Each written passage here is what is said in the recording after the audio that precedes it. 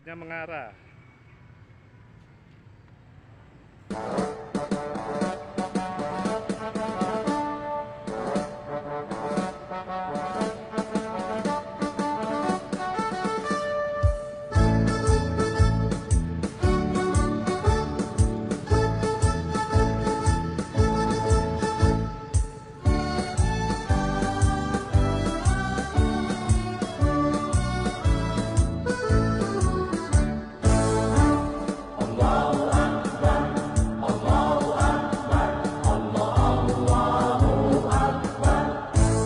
Kalam suci menyentuh kalbu berjuang, maju serentak membela kebenaran, untuk negara, bangsa dan kemakmuran.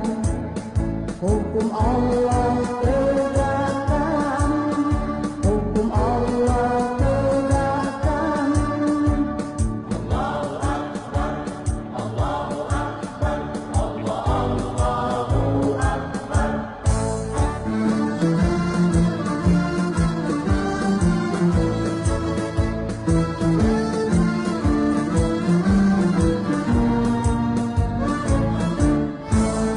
Putra-putri Islam harapan agama, majulah serentak genggamkan persatuan. Kalam Tuhan, mari kita memuji, mari kita memuja, mari kita memuji, mari kita memuja. Peganglah persatuan. Kalam Tuhan, kalam suci menyentuh kalbu berjuang, maju serentak mencapai kemenangan, untuk negara, bangsa dan keadilan. Panggilan jihad hidupkan, panggilan jihad hidupkan. Allahu Akbar, Allahu Akbar, Allahu Akbar.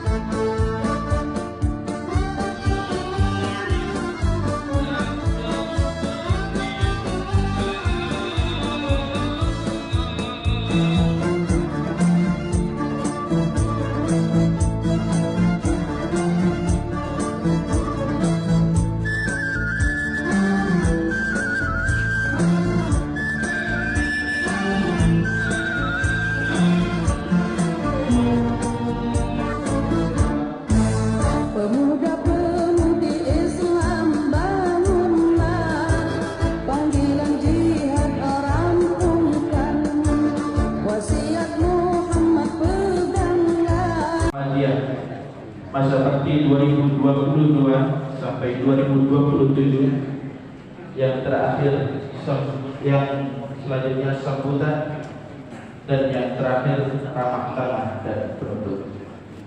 Menuju acara yang pertama adalah pembukaan. Marilah kita buka acara kita pada pagi hari dengan bacaan basmalah. Bismillahirrahmanirrahim. Tanda kutip, ini pahala, ini dosa, ini surga, ini neraka. Apa kita akan sama seperti agama selain Islam yang tidak memahami mughayyabat? Hanya Islam yang mengakui keberadaan agama lain, dan hanya Islam yang meyakini adanya yang gaib. Selain itu tidak memiliki pengakuan tentang itu. Nah, ini kekuatan akidah yang harus dibangun dalam kehidupan kita semua. Di poin yang kedua, ada al-ab'ad at-ta'abudiyah atau al-bu'du at-ta'abudi. Ada dimensi ibadah. Akidah dibangun dengannya ibadah. Kalau kita beribadah, lantas ibadah kita ini bertentangan dengan akidah, sampai kapanpun ibadah ini tidak akan diterima. Tanda kutip menjadi salah, karena bertentangan dengan akidah. Sama seperti sila pertama menjadi fondasi untuk sila kedua, ketiga, dan seterusnya. Nah, ketika dalam posisi ini adalah dimensi ibadah, pertanyaannya tidak ada sesuatu yang dilakukan dalam ibadah kecuali kita mukhlishina lahuddin. Wa ma umiru illa liya'budullaha mukhlishina lahuddin. Lihat kalimatnya. Dan sekali-kali tidaklah diperintahkan kepada kalian kecuali hanya untuk liya'budullah, menghambakan diri kepada Allah, beribadah kepada Allah. Dalam keadaan apa? Mukhlishina lahuddin, dalam keadaan ikhlas. Tadi makna kemerdekaan kita artikan apa? At-tahrir wal khalas. Kalimat khalas itu ada mukhlisin. Mukhlisin di Al-Quran kita ada surah Al-Ikhlas. Jadi mukhlishina lahuddin, hanya bersikap melepas, ikhlas, hanya karena ketaatan kepada Allah. Coba hari ini kita bertanya, ibadah itu ada dua, mahdhah, ghairu mahdhah. Dalam ibadah yang mahdhah dan ghairu mahdhah, yang kita cari ini apa? Bapak Ibu puasa, yang dikejar itu apa? Pahala. Bapak Ibu tahajud, yang dicari apa? Pahala. Kapan kita berpikir yang dicari ini kita biar kita ini terbebas dari godaan-godaan yang mendekatkan kita kepada kemusyrikan. Jadi kalau punya jabatan, jabatannya tidak menghanyutkan dia sehingga dia akhirnya tidak merdeka dengan jabatannya. Yang punya kegiatan ekonomi itu bisa bebas. Jangan sampai kegiatan ekonomi bisnisnya ini menjadikan dia tidak merdeka dengan bisnisnya, terjajah oleh bisnisnya sendiri. Waktunya terjajah, kesempatannya terjajah dan seterusnya. Amin. Ya, ada dimensi kita yang kita bangun untuk bermuamalah. Tadi Ustaz Hakim menyebut satu hadis, ittaqillah haitsu ma kunta wa atbi sayyi'atal hasanata tamhuha. Ikuti setiap keburukan itu dengan kebaikan. Wa atbi sayyi'atal hasanah. Kita mengikuti setiap adanya keburukan itu yang diganti dengan kebaikan. Dimarah orang senyum, disinggung orang diam, tetap baik. Berarti kalau kita dikasih sesuatu yang buruk, kita balasnya dengan sesuatu yang baik. Yang terjadi tidak begitu.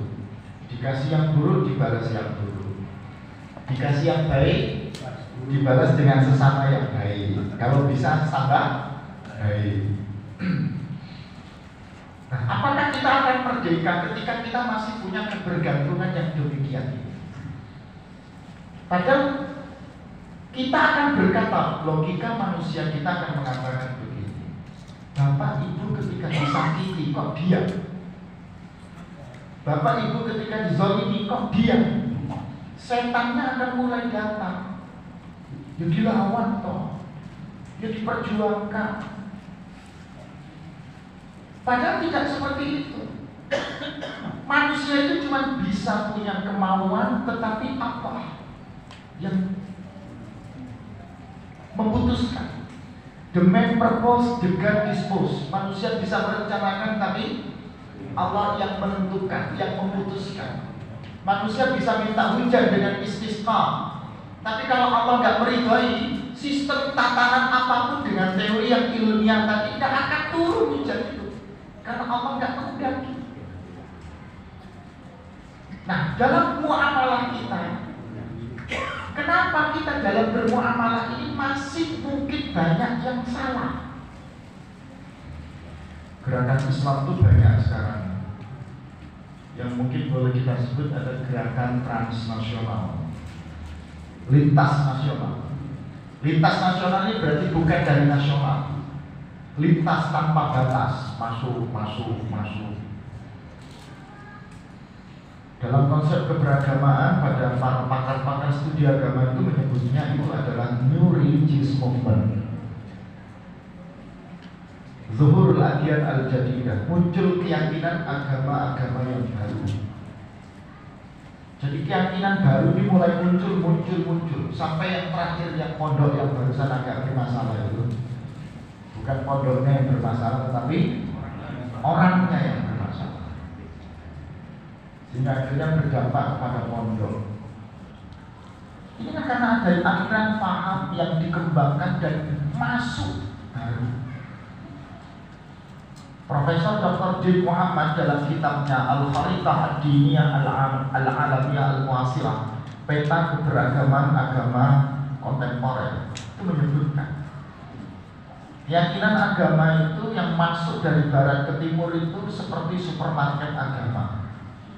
Bapak Ibu pernah masuk supermarket, dari jarum pentul yang paling kecil sampai tangga yang besar-besar itu lengkap, wadah semuanya. Apa yang tidak ada? Agama itu sudah seperti itu. Runtuhnya benteng akidah, runtuh dan jatuhnya semangat orang untuk ibadah, hancurnya peradaban antar manusia dalam bermuamalah. Itu salah satu faktornya, karena masuk aliran-aliran paham-paham baru.